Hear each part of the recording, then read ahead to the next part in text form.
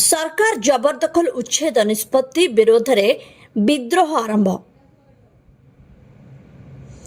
ओडिशा सरकार 1972 मसीह सरकारी जमीजमा को जबरदखल रक्षा करने एक आईन प्रणयन करथिले।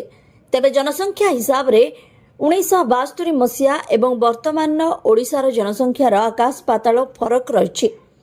1972 मसीह ओडिशार जनसंख्या जेतिकी थिला आज ओडिशार जनसंख्या तार 4 गुण। लोक संख्यार वृद्धि संगे संगे बासोपयोगी भूमिर मध्य अभाव देखादेलानी।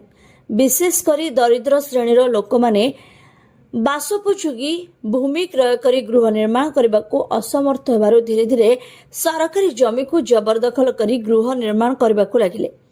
एपरि सारा ओडिशा रे प्राय लक्षाधिक दरिद्र श्रेणीर लोक थिबे जो माने सरकारी जमी उपरे घर करी वर्ष वर्ष धरी पीढ़ी पर पीढ़ी घर करी रही आसुछंती।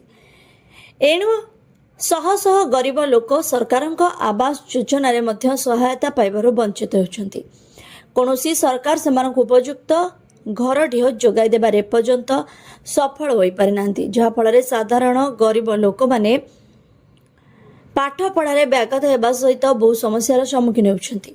ए परिस्थिति रे वर्तमान सरकार सेमानक घर द्वार भांगी सेमानक बेघर करिवे नाही तो सेथिपई आज मयूरभंज जिला विषय तहसिल कार्यालय को एसयूसीआई सहित अंचल हजार हजार आदिवासी घेराव करछंती। भारतीय संविधान directive principles of state policy रे कहा जायछि जे देशर सरकार एक जनकल्याणकारी सरकार हेबो। सरकार राष्ट्र लोकमानकर सामाजिक अर्थनैतिक और राजनैतिक जीवन सुरक्षा पाई उत्तरदायी हेबो बोली कहा जाउछि। धनशाली प्रतिपत्तिशाली लोक माने सरकारी जमी को जो भली जबरदखल करछंती तेबे सेमानंकु सेथुरु उच्छेद करा जाऊ। अन्य पक्षरे प्रकृत में जो मानकर गरीब लोकंकर बासगृह निर्माण पाई बासोपयोगी घर ढिह नाही सेमानंकु तुरंत घर ढिह जोगाई दिया जाऊ, जमी पट्टा दिया जाऊ।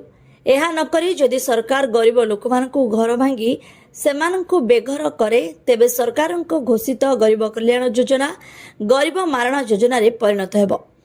पूर्वर ओडिशा रे 24 वर्ष धरी शासन काल रे जमी जबरदखल को भल भाव जानिथिले सुद्धा आवश्यक अनुसार उच्छेद करुथिले। हेले दुर्भाग्यर विषय बीजेपी सरकार हठात राज्यर समस्त जिलापाल को चिठी करी जो आभिमुख्य ग्रहण करछंती ताकु नै एबे गाँव सहर सबुठी भयर वातावरण सृष्टि होछि।